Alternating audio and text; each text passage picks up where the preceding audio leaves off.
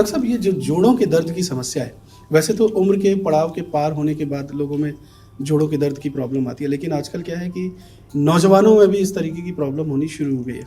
तो ये जोड़ों के दर्द का रूट कॉज क्या है?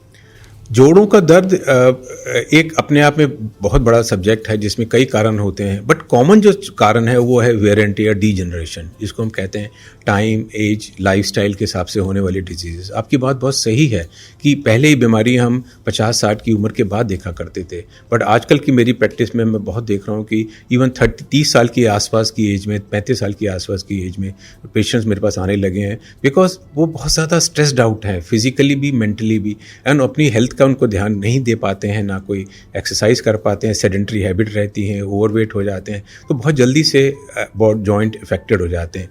जो वेयर एंड टियर वाले जॉइंट अफेक्शंस हैं, उसके अंदर क्या होता है कि जोड़ों के अंदर एक कार्टिलेज की लेयर होती है जो कि वेयर आउट करनी शुरू कर देती है जॉइंट के अंदर, उससे पेन्स, डिस्कम्फर्ट, वो डिफॉर्मिटीज़ आनी शुरू हो जाती हैं एंड पेशेंट इनकैपेसिटेट होना शुरू हो जाता है धीरे धीरे।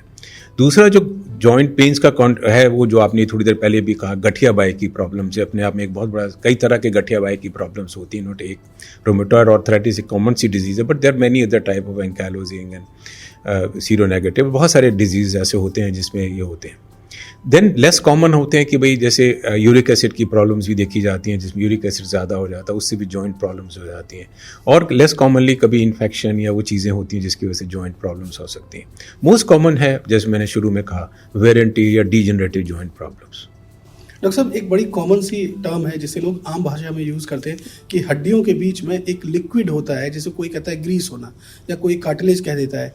ये ग्रीस होता क्या है? क्या इसकी वजह से ही हड्डियां अपना काम करती हैं? ये कम और ज़्यादा कैसे होता है? ये समझिए कि जैसे जोड़ क्या होता है, जोड़ 2 या 3 हड्डियों आपस में मिलकर जोड़ बन, जहाँ 2 या 3 हड्डियों के जो किनारे हैं, एंड हैं, वो आपस में मिलकर जोड़ बनाते हैं। तो जोड़ों के जो सरफेसेस आपस में रगड़ खाती हैं, जो आपस में मूव करती हैं, उनके ऊपर एक बहुत ही चिकनी लेयर होती है जिसको कार्टिलेज कहा जाता है। अगर वो चिकनी नहीं होगी तो अगर वो खुरदरी होनी शुरू हो जाएगी तो जोड़ों की मूवमेंट स्मूथ नहीं होगी और साउंड भी आने लगेगी एंड तकलीफ भी होने लगेगी। उस कार्टिलेज को आसपास कवर करने के लिए एक लेयर होती है, इसको साइनोवियम की लेयर कहते हैं। उसका पर्पस, उस साइनोवियम की लेयर थोड़ा सा फ्लूइड जनरेट करती है, इसको साइनोवियल फ्लूइड कहा जाता है, जिसको कि आम भाषा में आपने कहा जी उसमें पानी है। उसकी साइनोवियल फ्लूइड के 2 पर्पस मेन होते हैं। एक तो वो जो कार्टिलेज है उसको न्यूट्रिशन देती है, उसमें कार्टिलेज में कोई ब्लड सप्लाई नहीं होती है, वो बेसिकली जो साइनोवियल फ्लूइड आसपास जिसमें वो फ्लोट कर रही होती है, उससे उसको न्यूट्रिशन मिलता है। और दूसरा सिंपली, जैसे आपने ग्रीस जैसा नाम लिया, इस एक्ट्स लाइक ए लुब्रिकेंट।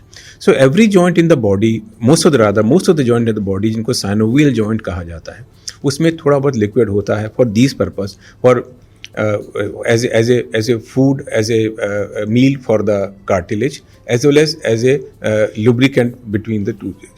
अगर जॉइंट में कोई तकलीफ होती है, कोई उस पर किसी तरह का इंसल्ट होता है, इंसल्ट क्या हो सकता है, चोट लग सकती है, इंसल्ट क्या हो सकता है, कोई इन्फेक्शन उसमें आ सकता है, चोट क्या हो सकता है कि किसी तरीके का कोई ग्रोथ या कोई ट्यूमर या कोई ऐसी चीज़ ग्रो करती है, तो जो साइनोवियल फ्लूइड होता है वो उसकी मात्रा बढ़ जाती है, तो जॉइंट फूल जाता है, उसमें सूजन आ जाती है, उसको कहते हैं जी फ्लूइड बढ़ गया हमारा, है ना। उसका उस प्रॉब्लम से रिलेटेड है, जो डिजीज़ है उसके रिलेटेड, अगर मान लो इन्फेक्शन हो गया तो पस पड़ जाएगी इसमें, है ना। और इसी तरीके से और रिलेटेड चीज़ें, यूरिक एसिड बढ़ गया तो उससे रिलेटेड फ्लूइड बढ़ जाएगा। तो एक तो एक्सेस ऑफ फ्लूइड हो गया। दूसरा, जैसे मैं डीजनरेटिव प्रॉब्लम्स के बारे में कह रहा हूँ कि जब वो कार्टिलेज वेयर आउट करनी शुरू कर जाती है, साइनोवियम वेयर आउट करने शुरू कर जाते हैं, तो इसकी क्वांटिटी बल्कि कम हो जाती है, तो ये भी कह दिया जाता है कि जी ग्रीस कम होने लगी, लुब्रिकेंट कम होने लगा। तो दोनों चीज़ें होती हैं। एक optimal level of synovial fluid रहने से जॉइंट ठीक चलता है। देखिए, हर बीमारी के अपने एक संकेत होते हैं। हम कभी उठते हैं, बैठते हैं, तो कई बार क्या होता है, नॉर्मली उठना बैठना सिंपल लाइफ का एक हिस्सा है, लेकिन जब हमें उठते और बैठते समय अपने जॉइंट्स में पेन होना शुरू हो, तो ये किस चीज़ के संकेत हम समझ लें? हमें समझना पड़ेगा कि समथिंग इज़ रॉन्ग। वही जोड़ में उठने बैठने में हमें तकलीफ नहीं होनी चाहिए, उसमें कोई ना कोई चीज़ की कमी है, कुछ ना कुछ गड़बड़ है। अब क्या कमी है उस पर सोचने की ज़रूरत है हमें। डेट डिपेंड कि हमारी एज क्या है, हमारा लाइफस्टाइल कैसा है, हमारा वर्क प्रोफाइल कैसा है, उन चीज़ों पे सोचना पड़ेगा। अगर हम बहुत सेडेंटरी हैं, हम सर ज़्यादातर बैठने का काम है, एक्सरसाइज बिल्कुल नहीं होती, तो सबसे पहले दिमाग में आएगा कि जी ये wear and tear degeneration start हो रही है हमारी, एंड उसमें जैसे हमने पहले कहा कि कार्टिलेज वेयर आउट कर रही है, फ्लूइड कम होने लग रहा है, जॉइंट पेनफुल होने लगा है। एक ये तो चीज़ होगी। दूसरी होती है कि अचानक हम देखते हैं कि भाई हमारे जोड़ों में, कई सारे जोड़ों में एक साथ सूजन आने लग रही है। जब हम सुबह सो के उठते हैं तो हमारे जॉइंट बहुत अकड़े होते हैं, स्टिफनेस बहुत ज़्यादा होती है, फिर धीरे धीरे वो कुछ कम होती है।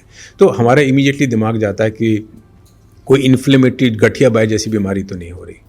तीसरा, कभी बाय चांस कोई चोट लगी है, कुछ लगा, उसमें सूजन आ गई, उसकी वजह से उठने बैठने में दर्द हो रही है, हमें पता लगा कभी चोट लगने से ऐसा हुआ है। या हमें बहुत तेज़ बुखार आ गया, अचानक जोड़ सूज गया, तो कोई इन्फेक्शन हमारे शरीर में डेवलप हो रहा है। तो ये चीज़ें हमें चिन्ह करती हैं कि भाई कोई प्रॉब्लम है, वो क्या हो सकती है, उसकी तरफ हमें अपना ये जो उस समय का सिचुएशन है वो हमें उस तरफ को डायरेक्शन देती है कि ये चीज़ हो सकती है।